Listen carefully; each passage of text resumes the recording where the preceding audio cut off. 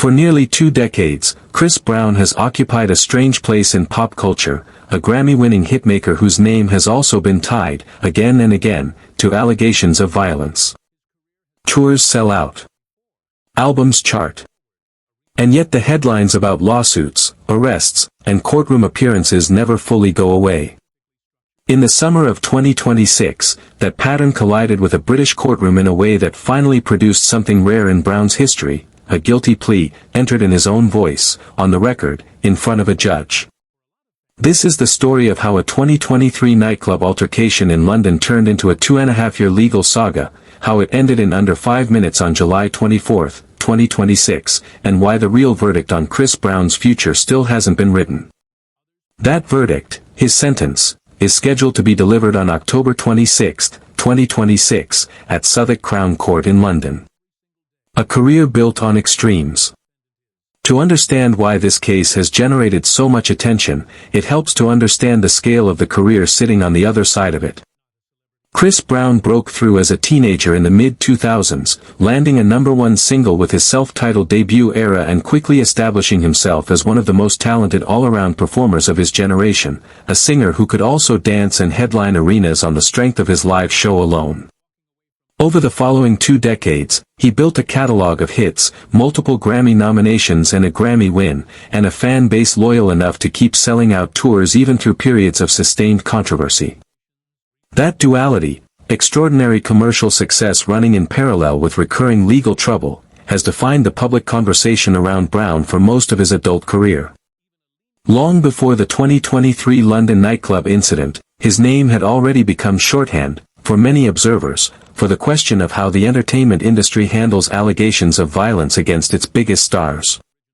The London case didn't create that conversation. It reopened it, at a moment when it had largely faded from daily headlines.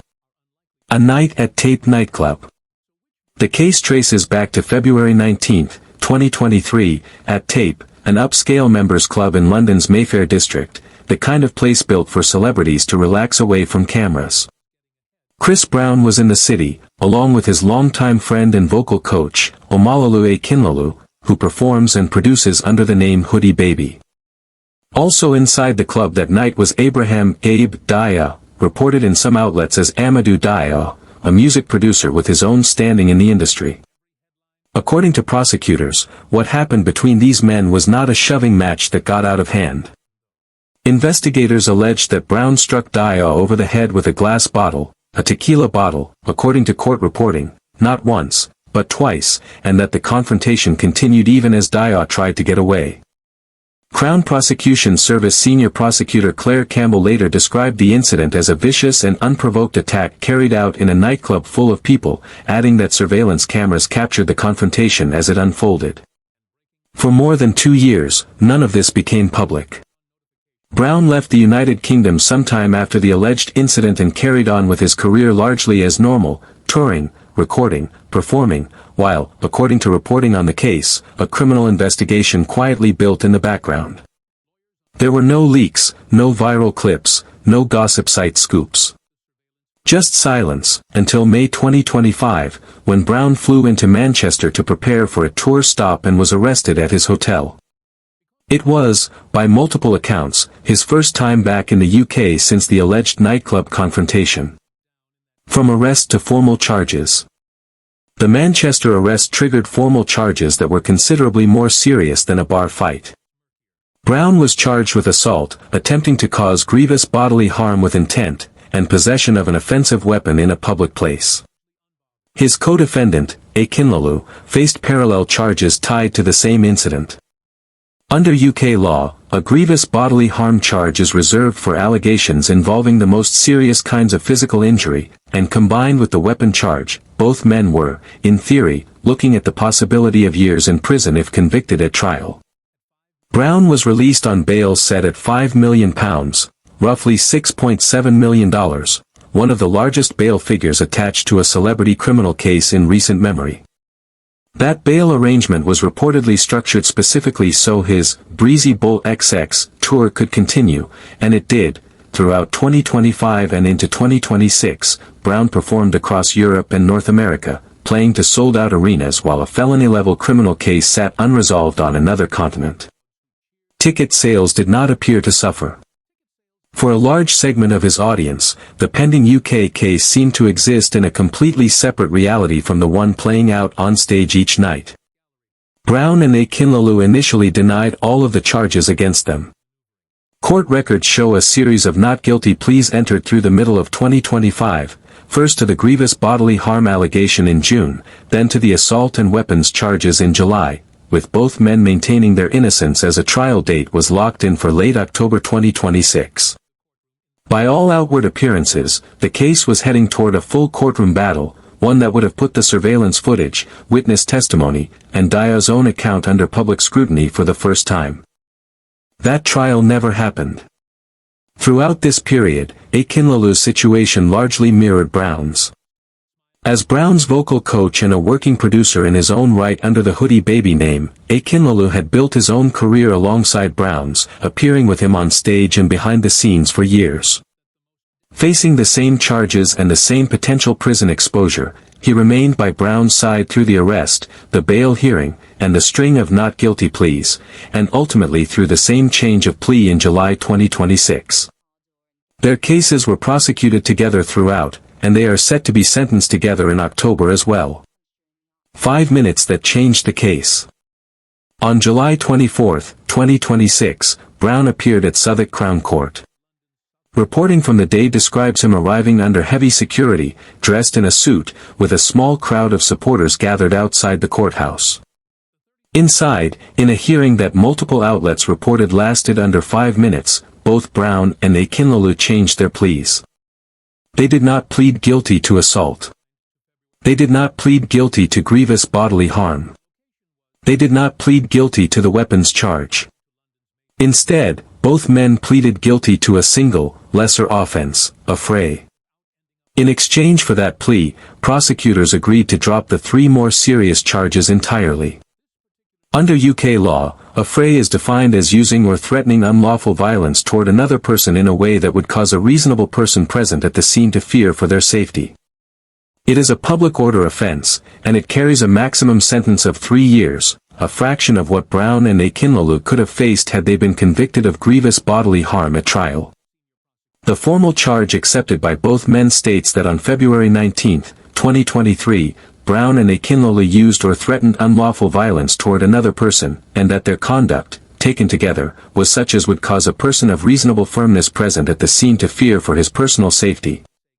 It is a carefully worded legal admission, one that acknowledges violent, threatening conduct occurred, without conceding to the specific injuries or intent alleged in the charges that were dropped.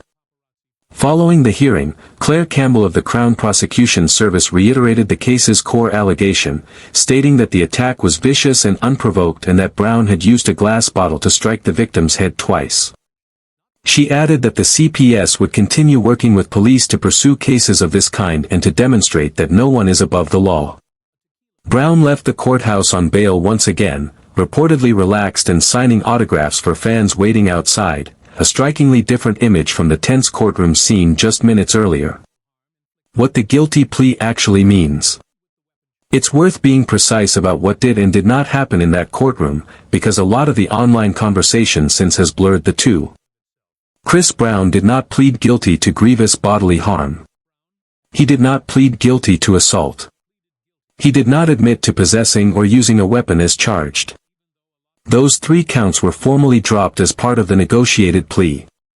What he admitted to is a lesser public order offense, one that still involves an acknowledgement of violent or threatening conduct in a public place, but carries a substantially lower legal and reputational bar than the charges prosecutors originally pursued. This is a common and legally recognized outcome in the UK justice system. Plea negotiations that trade a guilty plea on a lesser charge for the dismissal of more serious ones happen regularly, for defendants of all backgrounds, not just public figures. Judges weigh several factors when deciding how to sentence someone who has pleaded guilty this way, including the timing of the plea, any expressions of remorse, the defendant's conduct since the alleged offense, and whether the plea spared the court and the alleged victim the burden of a full trial.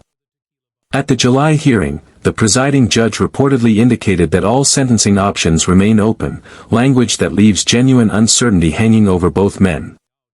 That is not the language of a foregone conclusion. It signals that outcomes ranging from a suspended sentence to actual prison time are still realistically on the table when sentencing takes place on October 26, 2026, back at Southwark Crown Court. The public reaction. The online response to the plea deal was swift and largely unforgiving. A significant amount of the criticism wasn't just about this specific nightclub incident, it was about what many see as a long, recurring pattern of violent allegations that has followed Brown's career for close to 20 years. Comment sections and social media threads filled with people questioning how the same public figure has repeatedly avoided the most serious consequences of criminal cases brought against him. Much of that frustration inevitably circles back to 2009, when Brown pleaded guilty to felony assault after attacking his then-girlfriend, Rihanna. That case, which became one of the most widely covered domestic violence cases in modern pop culture, resulted in 5 years of probation, community labor, and domestic violence counseling rather than prison time. In the years since, Brown's name has surfaced repeatedly in connection with additional arrests, lawsuits, and allegations involving altercations and violent behavior, though, as with any legal record, not every allegation has resulted in a conviction.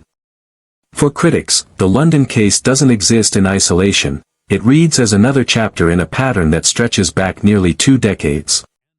For his supporters and defenders, the outcome of the July hearing is being read differently, as evidence that the most severe allegations against him in this case did not hold up well enough for prosecutors to take the risk of a full trial, and as a standard negotiated resolution of the kind that happens in courtrooms every day, regardless of who the defendant is. Outside the courthouse itself, the mood was notably different from the one online. Fans reportedly gathered and chanted Brown's nickname, Breezy, as he signed autographs and got into a waiting car, a visible reminder that, for a large portion of his fanbase, the legal proceedings in London have done little to dent his popularity. A career that keeps moving. One of the more unusual threads running through this entire case is how little it appears to have interrupted Brown's professional life.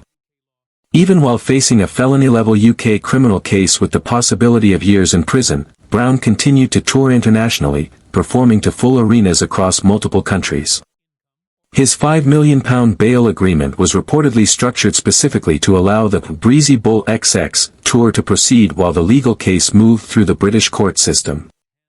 In effect, the court itself created a pathway for him to keep working while his case was pending. That reality has been difficult for some fans and observers to reconcile, a globally famous performer facing serious criminal allegations on one continent while selling out venues on another, with no apparent gap between the two. It is not, however, an entirely new dynamic for Brown, whose career has weathered previous legal controversies without the kind of extended pause that might follow a similar case for a less commercially resilient artist. What happens next depends almost entirely on the outcome of the October 26 sentencing hearing.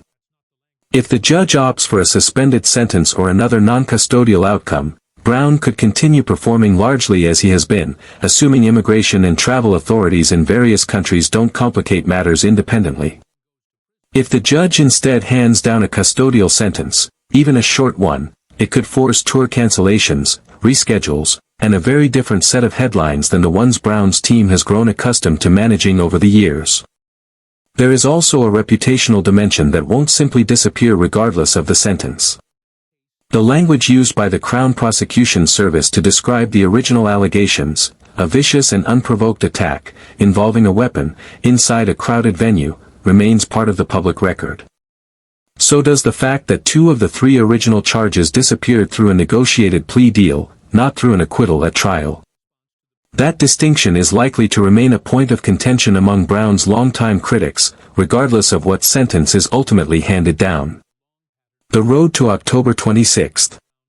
Between now and the sentencing date, both the legal and cultural conversations around this case are likely to keep evolving. On the legal side, pre-sentencing reports are typically prepared for defendants in cases like this, giving the court additional information about circumstances, remorse, and risk before a judge decides on a final sentence.